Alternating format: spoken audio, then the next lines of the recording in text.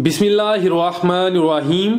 अस्सलाम वालेकुम नाजरीन, तमाम दोस्त अहबाब को फार्मिंग एंड बिजनेस आइडियाज में फराज अब्बास की जानब से खुश आमदीद। दोस्तों, आज की ये वीडियो आपके लिए किसी तोहफा से कम नहीं। आपकी मुलाकात करवाई जा रही है एक पढ़े लिखे पीर साहब से, जिन्होंने शहर सियालकोट से एक गांव में आकर गोट फार्मिंग का कारोबार शुरू कर लिया। उनका ये कारोबार, उनका ये तजर्बा कैसा रहा, उन्होंने गोट फार्मिंग से क्या सीखा, किन किन मुश्किलात और मसाइल का उनको सामना करना पड़ा, उनका क्या हल है। इसके अलावा गोट फार्मिंग के मतलब जितनी भी कीमती, बुनियादी और अहम मालूमात हैं, उनसे आगाही हासिल की जाएगी। वीडियो को मुकम्मल लाजमी देखें, इंशाअल्लाह अज़्ज़वजल फायदा जरूर होगा। अगर फायदा ना हो तो आप कमेंट करके बोल सकते हैं। वीडियो को लाइक और शेयर जरूर करें, हमारे चैनल को सब्सक्राइब कर लें। तो चलिए स्टार्ट करते हैं आज का अपना ये इंटरव्यू। अस्सलाम वालेकुम। वालेकुम सलाम। भाईजान कैसे हैं? अल्लाह का शुक्र जी, आप सुनाएं। अल्हम्दुलिल्लाह।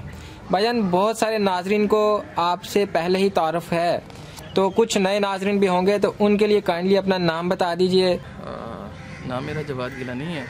तो फार्म का नाम हक गोट फार्म? जी हाँ, मैंने हक गोट फार्म रखा है।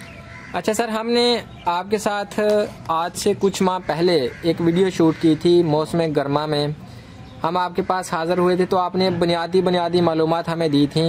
लोगों ने लाखों के हिसाब से इसको देखा और बहुत पसंद किया।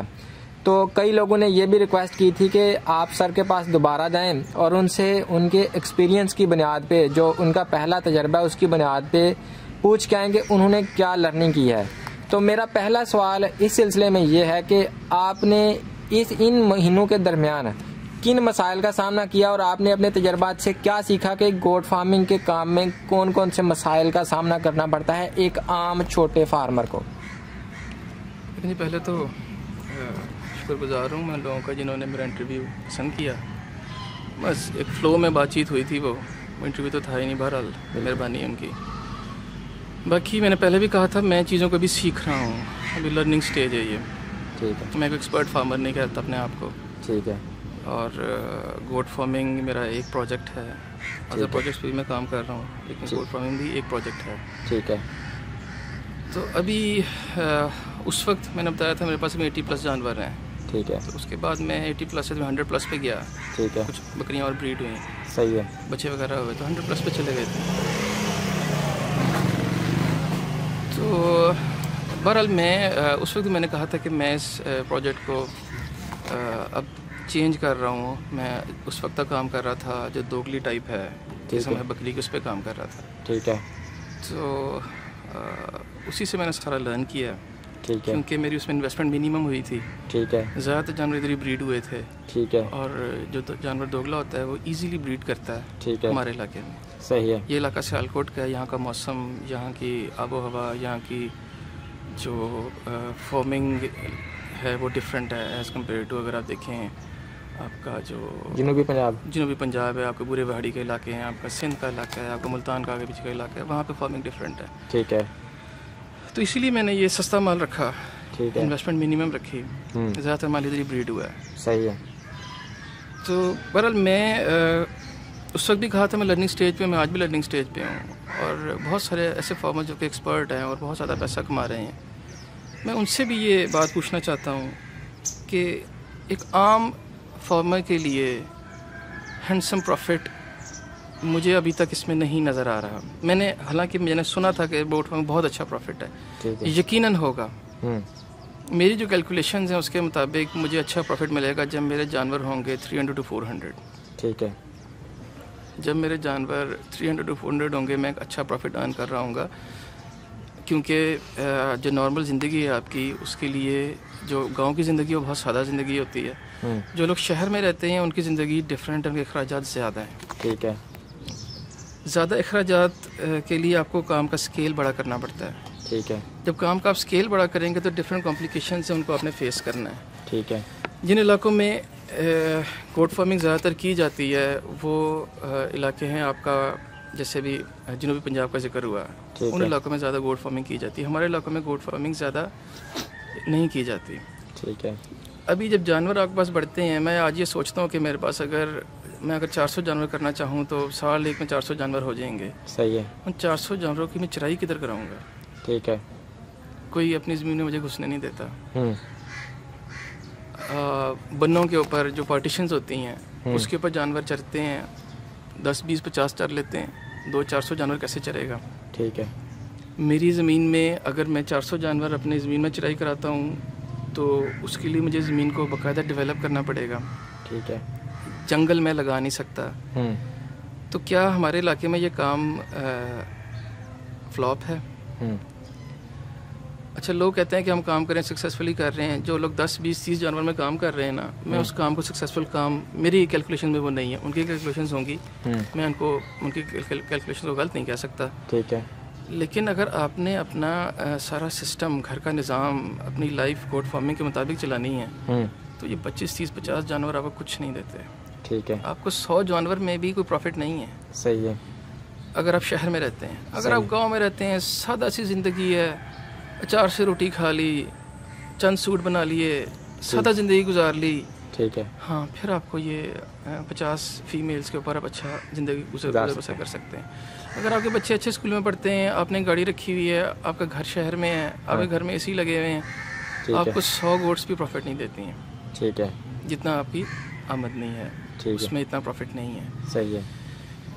अभी जब लोग मुझे कहते हैं कि जी लोग इतना काम कर रहे हैं, साउथ में इतना काम हो रहा है, तो मेरा एक सादा सा एनालिसिस है कि साउथ में क्योंकि लोगों के पास ज़रूरी रकबे बहुत बड़े बड़े हैं, जिन लोगों के पास ज़रूरी रकबे बहुत बड़े हैं उनके हालात अच्छे हैं। ठीक है। अदरवाइज़ हमारे इलाके में मशहूर है कि सस्ती लेबर आपको साउथ से मिलेगी। हाँ जी। जनूबी पंजाब से मिलेगी। हाँ जी। इसका मतलब वहाँ पे गुर्बत है। ठीक है। तो गुर्बत इसलिए है कि वहाँ पे गोट फार्मिंग है। ठीक है। मतलब यहाँ पे गोट फार्मिंग मुझे अच्छे स्केल पे प्रॉफिटेबल नहीं नज़र आती, फिजिबल नहीं नज़र आती। ठीक है। अगर जनूबी पंजाब में गोट फार्मिंग बड़े स्केल पे हो रही है तो गुर्बत तो ज़्यादा वहाँ पे है। बिल्कुल। चीप लेबर हमें चाहिए होती है, वहाँ से लेकर आते हैं। ठीक है। क्योंकि वहाँ पे लोगों की जो पर डे वेजेस हैं या जो दिहाड़ी है डेली की वो कम है। तो जो लोग ये गोट फार्मिंग का काम कर रहे हैं वहाँ पे ज़्यादा खुशहाली नहीं है। खुशहाल सिर्फ वो लोग जिनके पास ज़रूरी रकबे बहुत बड़े बड़े हैं। ठीक है। हम तो गोट फार्मिंग की बात कर रहे हैं। तो मैं ये चाहता हूँ कि फार्मर्स इस बात को समझें, सोचें कि गोट फार्मिंग अगर प्रोजेक्ट करना है या अदर प्रोजेक्ट्स की मैं बात करता हूँ। आप एग्जांपल दूध की ले लें जी। जो लोग शहरों में बैठे हुए हैं, बड़ी बड़ी कोठियों में बैठे हुए हैं, दूध उनकी डेली की ज़रूरत है। उनका दिन दूध के बगैर नहीं गुजरता। ठीक है। उनको ये मालूम ही नहीं कि जो वो पी रहे हैं वो दूध की क्या थर्ड क्लास है उस दूध की जो वो पी रहे हैं। मुझे इस बात का उसको पता चला जब मैंने खुद जानवर रखे और घर का दूध जब मैंने पिया तो मुझे पता चला कि पूरी मजमा दूध पी रहा था वो पता नहीं क्या था। अच्छा। किस कैटेगरी में था वो? रंग तो सफ़ेद था उसका, लेकिन क्या था वो? सही है। ये लोगों को आइडिया नहीं है जो शहरों में रहते हैं, वो जहर पी रहे हैं, क्या कर रहे हैं, अल्लाह उनकी हिफाजत करे। ठीक है। मेरे ख्याल में मेरे गिरदोनवा जितने भी दूध का काम करने वाले लोग हैं, मैं सबके पास गया हूँ। अगर शहर में दूध 80 रुपये किलो बिक रहा है ना, तो शायद फार्मर को 80 रुपये पड़ रहा होता है। ठीक है। और दूसरे तीसरे हाथ जाके वो रिटेल में बिकता है। ठीक है। तो हर दफ़ा हर हाथ में उसमें पानी मिलता है, कहीं मलाई उतारी जाती है, कहीं पानी मिलाया जाता है, कहीं उसमें केमिकल्स ऐड किए जाते हैं। कुछ केमिकल्स जो होते हैं वो आपके लिए सेहत के लिए नुकसानदेह होते हैं, कुछ जो होते हैं आपकी बॉडी एक्सेप्ट कर रही होती हैं। गवर्नमेंट बहुत शोर मचाती है कि जी हमने रेट कंट्रोल किए हुए। रेट आपने कंट्रोल करके क्वालिटी का क्या हाल किया है? मतलब आपने रेट कंट्रोल किया हो जो कोई अक्लमंदी है? नहीं, ये अक्लमंदी नहीं है। आप जिस क्वालिटी की फ़ूड अपनी आवाम को प्रोवाइड कर रहे हैं वो क्वालिटी जो पैसे खर्च करता है वो उसका हक तो नहीं है। अच्छा। उसका तो हक है कि वो उसको अच्छी खुराक मिले। ठीक है। किसान अगर जानवर रखता है, उन पर मेहनत करता है, उसका हक है कि उसको अच्छे पैसे मिलें। ठीक है। ना किसान को अच्छे पैसे मिलते हैं, ना एंड यूज़र को अच्छी चीज़ मिलती है। ठीक है। ये चीज़ें मुझे तब आके पता चलती हैं जब मैंने यहाँ पे रहना शुरू किया। ठीक है। गांव के लोगों के साथ वक्त गुजारना शुरू किया। वो डिसऑर्डर कोई गवर्नमेंट लेवल पे शायद समझना नहीं चाहता। मतलब अगर हम अपने इलाके में ज़्यादा बकरियाँ नहीं रख सकते। अभी आपका जो कैटल का काम है ये भी जनूबी पंजाब में है। कैटल का काम भी जनूबी पंजाब में है, बकरिया का काम भी जनूबी पंजाब में है, लेकिन दूध की ज़रूरत तो पूरे पाकिस्तान को है। ठीक है। तो क्या जनूबी पंजाब से दूध इधर रोज़ ट्रैवल करके आता है? ट्रांसपोर्ट तो नहीं होता ना। नहीं। यानी कि यहीं का किसान है जो दूध प्रोवाइड कर रहा है डेली बेस पे। सही है। और जो डेली बेस पे किसान दूध प्रोवाइड कर रहा है उसके डेली के एक्सपेंस हैं, जो एक्सपेंस मीट नहीं होंगे वो बेईमानी करेगा। ठीक है। आपको दूध अच्छा नहीं मिल रहा है, इसमें सिर्फ किसान का कसूर नहीं है, ये एक बड़े सतह की बात है। सही है। कोई ये समझना नहीं चाहता कि किसान के एक्सपेंसेस कितने हैं, कोई ये समझना नहीं चाहता कि बीच में मिडल मैन है वो किस तरह अपना प्रॉफिट गेन करते हैं। रेट को लॉक कर देना ये उस वक्त अक्लमंदी होगी जब आप अच्छी प्रोडक्ट भी आपको मिले। सही है। आप अपने बच्चों को वो दूध पिलाएं जिससे उनकी सेहत बने। ठीक है। तो ये कोई अक्लमंदी नहीं है कि आपने 70 रुपये 60 रुपये रेट लॉक कर दिया, आपने नारा लगा दिया जी हमने प्राइस कंट्रोल कर ली, ये कोई अक्लमंदी नहीं है। ठीक है। आपका जितना भी इस्लामाबाद है, पिंडी है, लाहौर है, वहाँ पे जो फार्मर्स हैं क्या वो साउथ से दूध आता है वहाँ पे ट्रांसपोर्ट होता है? नहीं होता, लोकल फार्मर्स हैं। अगर लोकल फार्मर्स को प्रॉफिट नहीं है तो फिर वो आपको बुरी चीज़ ही देगा। सही है। इसका हल जो कि मेरे जहन में आता है, मैं एक आम से इंसान हूँ, मैं इतने बड़े मसले को हल नहीं कर सकता, उसका हल सोच नहीं सकता। बहरहाल जो मैंने इधर वक्त गुजारा है, मेरे ख्याल में अगर मस्नूई जंगलात लगाए जाएं, गवर्नमेंट के पास बहुत प्रॉपर्टी है। सही है। आपकी जहाँ जहाँ से रेलवे लाइन गुजर रही है उससे इर्द गिर्द बहुत एरिया जो कि वेकेंट पड़ा हुआ है, खाली पड़ा हुआ है, वहाँ पे मस्नूई जंगलात लगाए जाएं। ठीक है। तो आहिस्ता आहिस्ता जब वो जंगलात ग्रो करेंगे 2 4 6 साल बाद वो चरागाहें बन जाएंगी। सही है। न सिर्फ चरागाहें बनेंगी गोट फार्मर्स के लिए, वो कैटल फार्मर्स के लिए चरागाहें बनेंगी। सही जो है। लोग डेयरी का काम करते हैं उनके लिए चरागाहें बनेंगी। ज़बरदस्त। ये जानवर जब चरागाहों में जाते हैं तो आपको प्रॉफिट देते हैं। ठीक है। एक साल में सिर्फ 4 से 5 महीने हैं कि जानवर वेट गेन करता है, बाकी महीनों में जानवर वेट गेन नहीं करता। जब आप उसको चरागाह में छोड़ते हैं तो वो खुद चुगता रहता है। आपने एक बंदा उस पर राखी के लिए रखा होता है या वो चरागाह को जानवरों को लेकर उनको चरवा रहा होता है, वो अफोर्ड हो सकता है। लेकिन जब अपने फॉर्म पे रखना है या आपने उनको खिलाना है अपने जेब से डाल के, ठीक है, तो वो सिर्फ अपनी हेल्थ मेंटेन कर रहा है, वो वेट गेन नहीं कर रहा। सही है। तो इसका हल चरागाहें हैं। ठीक है। हमारी हुकूमत ने पिछले शायद 25 30 40 सालों में 5-10 जंगलात लगाए होंगे। मुझे नहीं मालूम, हमारे इलाके में शायद सिर्फ एक जंगल है जो लगाया गया। ठीक है। गुन्ने का जंगल मशहूर है। सही। शायद नारोवाल साइड पे भी एक आध जंगल है। सही है। तो ये जंगलात जो हैं ये सोल्यूशन है मेरे ख्याल में इस प्रॉब्लम का। और बाकी दूसरा जो चीज़ है, हमारे इलाके में वेटनरी डॉक्टर्स ट्रेंड नहीं हैं। ठीक है। वेटनरी डॉक्टर्स गोट के मामले में तो बिल्कुल भी ट्रेंड नहीं है। सही है। उनके पास गोट की वैक्सीनेशंस नहीं आती हैं। ठीक है। जितने भी आपके फार्मर्स जो कि गोट का काम कर रहे हैं वो या तो वैक्सीनेशंस बजाय जो गवर्नमेंट का रिस्पॉन्सिबिलिटी है हमें वैक्सीनेशन प्रोवाइड करना, जो गवर्नमेंट के वेटनरी डॉक्टर्स हैं उनके बजाय वो खुद बाय करते हैं। ठीक है। और 5-5 10 हज़ार रुपये के इंजेक्शन लगते हैं, 100 रुपये का एक इंजेक्शन लगता है एक जानवर को। आपने 400 जानवर रखे हुए हैं, आप कितने की करेंगे वैक्सीनेशन करेंगे? बिल्कुल। ठीक है। ये चीज़ें सिर्फ पाकिस्तान में नहीं पूरी दुनिया में गवर्नमेंट इन्वॉल्व होती है। सही है। गवर्नमेंट ने इदारे बनाए होते हैं, वो फार्मर्स को सपोर्ट करते हैं। ठीक है। तो फार्मर को एजुकेशन भी मिलती है। ठीक है। और उसको फाइनेंशियल सपोर्ट भी मिलती है। सही है। ये रियलिटीज़ हैं जो कि आम लोगों को नहीं मालूम। लोग मुझे फ़ोन करते हैं जो गोट फार्मिंग करना चाहते हैं, हम काम करना चाहते हैं, मैं उनको क्या बताऊँ, उनको डिस्करेज करूँ? यही फैक्ट्स हैं। ठीक है। जो वैक्सीनेशन गवर्नमेंट के पास आती हैं, वैक्सीनेशन का टेम्परेचर कंट्रोल होना चाहिए। ठीक है। उनके पे लिखा होता है 0 to 4 डिग्री, वो ऐसे लेकर आते हैं कई दफ़ा अक्सर। आम किसान को पता ही नहीं है कि वो जो वैक्सीनेशन हो भी रही है वो प्रॉपर मेंटेन नहीं है, क्या उसका फ़ायदा भी उसको होगा कि नहीं होगा। अगर मैं ये पढ़ लेता हूँ कि 0 to 4 डिग्री पे इसका टेम्परेचर होना चाहिए था, मेरे पास आई है तो 40 या 30 डिग्री पर आई है, तो ये मेरा फॉल्ट नहीं है।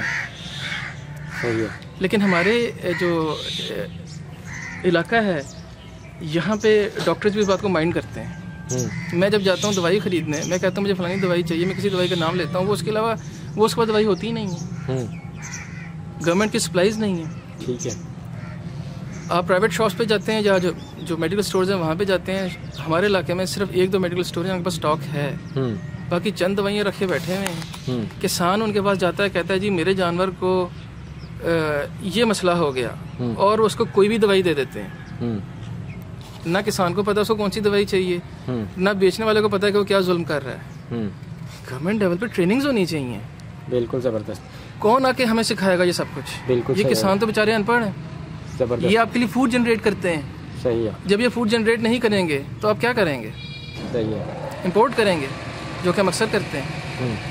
जो ट्रेनिंग्स दी जाती हैं वो ट्रेनिंग सिर्फ कागज़ों पर होती है। मेरे पास आज तक कोई नहीं इधर आया जो मुझे जाकर ट्रेनिंग दे 1 रुपये की भी। मैं इंडिया की वेबसाइट्स पे जाता हूँ, वहाँ पे प्रॉपर इदारे बने हुए हैं। सही है। वहाँ पे लोग शॉर्ट कोर्सेज करते हैं गोट फार्मिंग के। सही है। वहाँ पे वेटनरी डॉक्टर्स आके ट्रेनिंग देते हैं, हर सीज़न पे आके ट्रेनिंग देते हैं कि आने वाला सीज़न है, आपने कैसे प्रिपेयर करना है अपने आप को। सही है। इधर कोई नहीं आके बताता। आपने एक्सपीरियंस करना है, आपने उस सीज़न का लॉस करना है और अगली सीज़न के लिए प्रिपेयर करना है। ठीक है। तो जो लोग इस मुल्क के लिए फूड जनरेट कर रहे हैं उन लोगों को गवर्नमेंट की शायद कोई नज़र नहीं है, कोई इंपॉर्टेंस नहीं है उनके लिए। फूड तो हर किसी की ज़रूरत है। बिल्कुल सही है। और क्वालिटी फूड हर किसी का हक है। बिल्कुल सही। क्वालिटी फूड तब होगी जब फार्मर क्वालिटी फूड प्रोड्यूस करेगा। बिल्कुल सही। जब आप उसको प्रोड्यूस करने ही नहीं देंगे तो कसूर किसका है? तो शॉर्टकट में फिर ये हो रहा है कि जो लोकल फार्मर है उसके लिए बहुत सारे मसाइल हैं और ये गवर्नमेंटी लेवल पे अगर गवर्नमेंट सपोर्ट करे तो फिर आम फार्मर की मदद हो सकती है, वरना उसको इतना मुनाफा नहीं मिलेगा कि वो एक अच्छी खुशहाल ज़िंदगी गुजार सके। नहीं है। सर मेरा ज़ाती तौर पे भी यही तजर्बा है। मैंने कई 100 फार्म्स विजिट किए हैं, मैंने कोई भी फार्मर इंतहाई मुनाफा बख्श नहीं देखा, इतना मुनाफा बख्श नहीं देखा कि वो बड़ी अच्छी ज़िंदगी गुजार सके इतनी सख्त मेहनत के बावजूद। अब सवाल ये है कि बहुत सारे फार्म मैंने देख लिए वो नुकसान में चल रहे हैं या इतने फ़ायदे में नहीं हैं, थोड़े फ़ायदे में चल रहे हैं। तो कुछ फार्म्स ऐसे भी हैं जो बड़े बड़े लेवल पे 1-1 हज़ार बकरियां रख के या इससे भी ज़्यादा बकरियां रख के वो मुनाफे में जा रहे हैं। उनके पास क्या गुर है जिसकी वजह से वो मुनाफे में हैं? हाँ, ये बात बिल्कुल ठीक है कि ऐसे कॉर्पोरेट लेवल पे फार्मिंग हो रही है। इसमें कॉर्पोरेट लेवल पे इन्वेस्टमेंट बहुत ज़्यादा होती है, सिस्टम्स होते हैं और उन सिस्टम्स को फॉलो किया जाता है और स्केल बहुत बड़ा होता है, इन्वेस्टमेंट बड़ी होती है, लेबर ट्रेंड होती है, ये सब चीज़ें होती हैं जो उनको सपोर्ट करती हैं। छोटे फार्मर जो हैं वो ये सारी चीज़ें मैनेज नहीं कर पाते हैं। सही है। क्या आने वाले वक्त में सिर्फ कॉर्पोरेट फार्मर्स ही रह जाएंगे, छोटे फार्मर्स ख़त्म हो जाएंगे? ये भी एक मेरे दिमाग में क्वेश्चन है। आप यकीन करें कि मैं इधर सियालकोट के इलाके में रहता हूँ और हर गाँव के 50% जो जवान हैं वो मुल्क से बाहर हैं। क्यों है मुल्क से बाहर? इसलिए मुल्क से बाहर हैं क्योंकि यहाँ पे उनको अच्छी आमदनी नहीं मिलती। सही है। और ज़्यादातर जो जवान हैं वो सऊदी अरब और UAE साइड पे हैं, जहाँ पे उनको उधर से मैक्सिमम आमदनी 30 से 40 हज़ार रुपये महीना होती है। वो बाहर जाके वो 30-40 हज़ार रुपये महीना कमा रहे होते हैं। इसलिए यहाँ वो इससे भी कम कमाते हैं। सही है। फार्मर की ये कंडीशन है। किसानों के बच्चे कम आमदनी होने की वजह से रोज़गार के लिए, मेहनत मजदूरी के लिए गल्फ़ जाते हैं।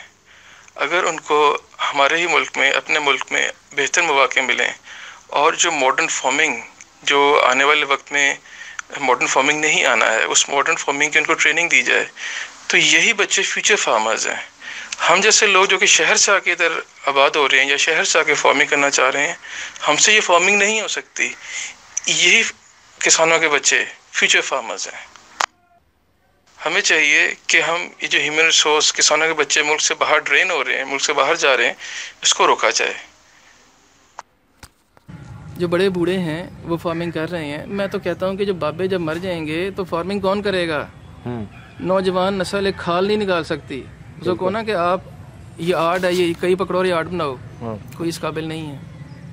मशीनों का दौर आएगा, मशीनें इंसान हम तब खरीदेंगे जब हमें प्रॉफिट होगा। ठीक है। या सब्सिडाइज्ड होंगी चीज़ें। बिल्कुल। बाहर के मुल्कों में फूड के रेट नहीं बढ़ाया जाता।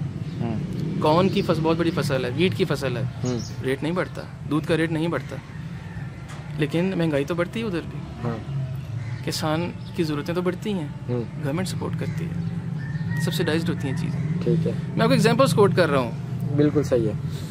एग्जैक्टली यही हो रहा है जो मैं आपको बता रहा हूँ। फार्मर अपने बच्चे बाहर भेजता है तो वो गुजारा करता है। ठीक है, सही हो गया। अब आपकी बातों से क्लैरिटी हुई, तो फिर फाइनल आप क्या सजेस्ट करेंगे कि अगर फ़र्ज़ करें गवर्नमेंट सपोर्ट नहीं करती, जैसे पिछले आप दहाइयों में देख लें गवर्नमेंट सपोर्ट नहीं कर रही, इससे पहले कभी कभार कुछ थोड़ी बहुत सपोर्ट होती थी, अब वो भी नहीं है, तो क्या फिर लोग फार्मिंग बंद कर दें? देखें, जो कॉन्सिक्वेंसेस होते हैं ना, जो नताइज या रिजल्ट्स होते हैं, वो आफ्टर 20-30-40 ईयर्स में आते हैं। सही है। अगर आज हम जंगलात लगाएंगे तो शायद 10 साल बाद हमें कोई फ़ायदा हो उनका, ठीक या है। शायद इससे भी ज़्यादा टाइम। ठीक है। पिछले अगर 50 साल में अगर गवर्नमेंट ने ट्रेनिंग प्रोग्राम्स दिए होते, जेन्युइन, सिर्फ खबरों में नहीं, ठीक है, जेन्युइन ट्रेनिंग प्रोग्राम्स दिए होते, तो किसान को पता होता कि नए दौर में कैसी मशीनरीज आ रही हैं, ठीक है, और वो मशीनरीज ही इस्तेमाल होंगी, ठीक वो है, मशीनें इस्तेमाल करके फार्मिंग होगी, और यही फ्यूचर है। ठीक है, किसान को ये सिखाने वाला कोई नहीं है, उस पर सरमाया नहीं है। उसके बाद अगर मैं कहता हूँ कि चरागाहें नहीं हैं, तो चरागाहें लोग खुद नहीं बना सकते। सही है, मैं 100 बकरी चरागाह बना सकता हूँ, मैं 400 बकरी चरागाह कैसे बनाऊँ? बिल्कुल सही है, उतना रकबा ही नहीं है। मैं बना लूँगा ना, तो बाकी लोग क्या करेंगे? बिल्कुल सही है।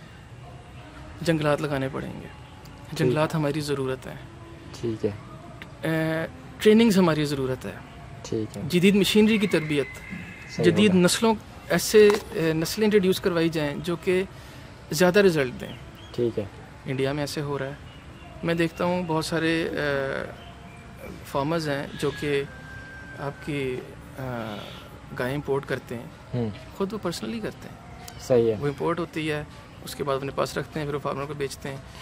इसमें गवर्नमेंट की इन्वॉल्वमेंट किताबों में नज़र आती है, सही है, खबरों में नज़र आती है, प्रैक्टिकली यकीन करें नहीं है। सही है, ज़बरदस्त, ज़बरदस्त। सर बहुत शुक्रिया, आपने बहुत बेशकीमत मालूमात दी। अस्सलाम वालेकुम।